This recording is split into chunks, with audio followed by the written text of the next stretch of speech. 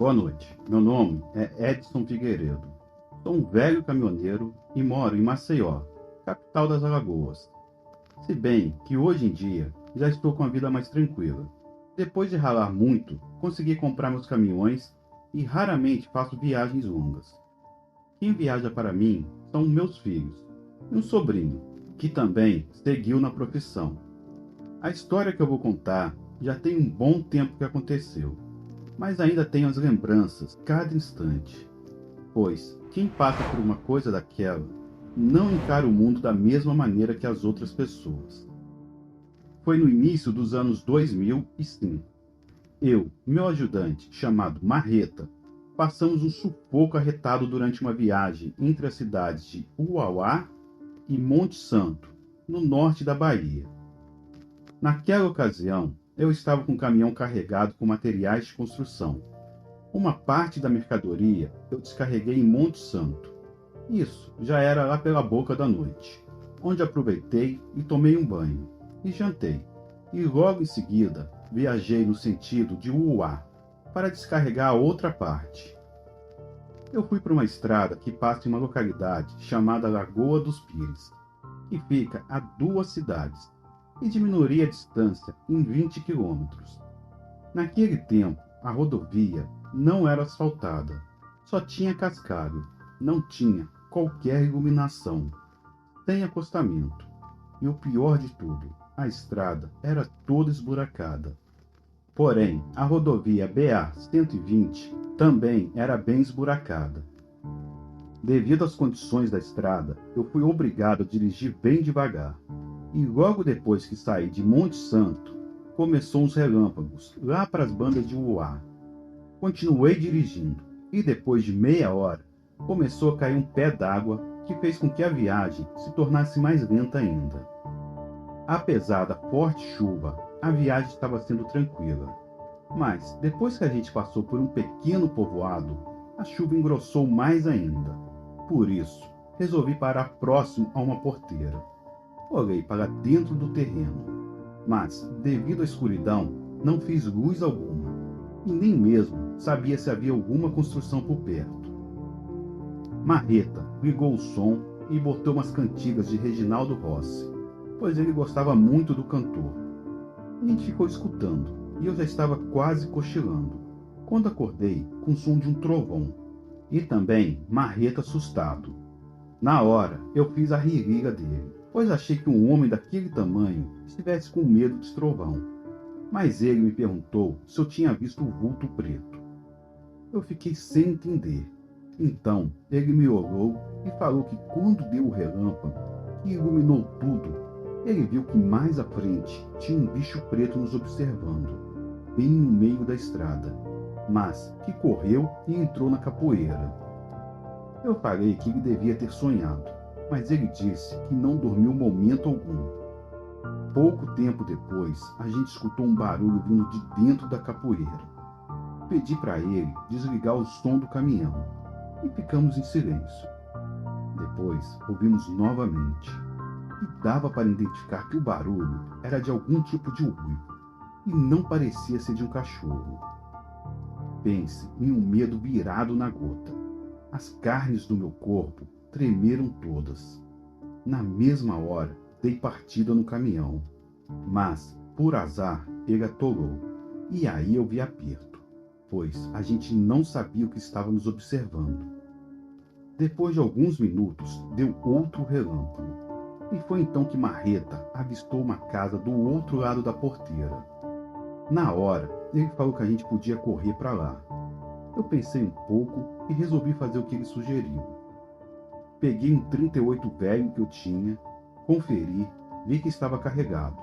Descemos do caminhão, saltamos por cima da porteira e fomos correndo até a casa. Enquanto a gente corria, escutamos outro uivo, e fora da boleia, parecia que seja lá quem fosse que fizesse aquele uivo, já estava no nosso cangote. A gente chegou em frente à casa, batemos palmas e gritamos pedindo socorro aos moradores. No primeiro instante, ninguém respondeu. E naquela hora, o desespero aumentou, pois a gente não sabia se daria tempo de voltar para o caminhão, que nesse caso era melhor que ficasse no tempo.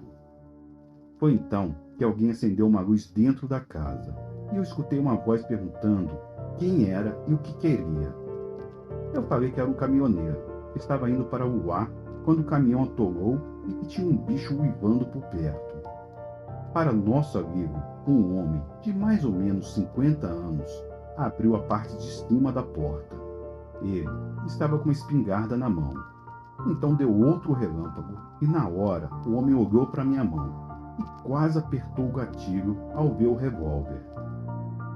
Eu pedi desculpas e entreguei o revólver a ele e disse que o meu caminhão estava atolado em frente à porteira e que o revólver foi devido a um vulto preto que Marreta viu na estrada. Ele falou que eu podia ficar com minha arma e em seguida mandou a gente entrar e fechou rapidamente a porta da casa. E pelo jeito, ele sabia o que estava acontecendo aquela noite. Eu me apresentei, Marreta também. Cumprimentou o homem e então ele pediu que a gente sentasse. Nos ofereceu um café. Logo em seguida, uma mulher, que era sua esposa, também veio para a sala da casa. Eu percebi que eles não estavam com tanto medo quanto eu e o Marreta. Então, perguntei o que era aquilo lá fora. Então o senhor, que se apresentou por Januário, me disse que o que estava lá fora era um homem virado bicho.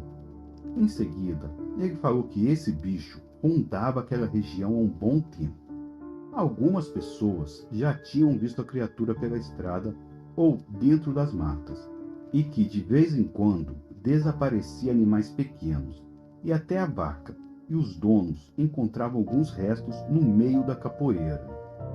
Se eu não tivesse escutado os uivos, poderia pensar que o homem era louco, mas diante do que eu vi e do que Marreta viu, não restava dúvida que aquela coisa lá fora era realmente uma criatura sobrenatural. Ficamos dentro da casa. Seu Juvenal parecia já estar acostumado com aquela situação. Então ele disse que era só esperar um pouco que o bicho saía e tomava o rumo dele. Na hora eu perguntei por que ele não dava cabo do lobisomem. Ele me disse que só quem tinha o direito de tirar a vida era Deus. Depois de alguns minutos, escutei algumas pisadas em volta da casa. Foi um barulho estranho, e em seguida começou num fungado, como se fosse algo farejando o ar. E naquele momento, meu coração disparou, minhas pernas tremeram. O que eu temia era que aquela criatura pudesse invadir a casa, e pelo jeito, o meu revólver não seria suficiente para nos proteger. O bicho ficou rosnando do lado de fora, bem no pé da porta, sem contar que o fedor que ele exalava era nauseante. O bicho começou a passar as garras na porta da casa. Então seu Januário se levantou, engatilhou a espingarda e disse: "Segue teu rumo, Bento, ou tu vai querer levar chumbo." Ele mal fechou a boca, a criatura deu um urro e saiu correndo. Minutos depois, escutamos os uivos bem longe. A chuva passou. Mesmo assim, seu Januário disse que era seguro para a gente ficar na casa dele. Dona Julieta, a sua esposa, arrumou um quarto para mim e Marreta. Passamos a noite lá, e não sei se foi impressão minha, mas parecia que eu ouvia o rosnado do lado de fora da casa. Mas como Marreta roncava, como se fosse um motor de caminhão, fiquei na dúvida se foi o bicho que voltou ou Marreta roncando. No outro dia, bem cedo, acordamos, tomamos café da manhã e depois seu Januário pegou um trator forte da década de 80 que ele tinha e rebocou o caminhão até sair do atoleiro. Nos despedimos dele e de sua esposa e seguimos nossa viagem. Até então, tudo normal. Porém, quando cheguei no Uá e fui descarregar o restante dos materiais, descobri que a lona estava com rasgos, como se fossem feitos por garras de algum animal grande. Eu tive a certeza que foi o homem virado bicho que quis deixar sua marca e também um recado para mim e Marreta. De minha parte, o recado foi bem entendido, pois aquela foi a primeira e última vez que eu passei naquela estrada. Hoje em dia, não sei se foi pavimentado ou não, porém, nessas estradas secundárias que cortam o nosso sertão nordestino, são cheias de surpresas. Espero que nenhum de vocês deparem com uma delas. Uma boa noite a todos.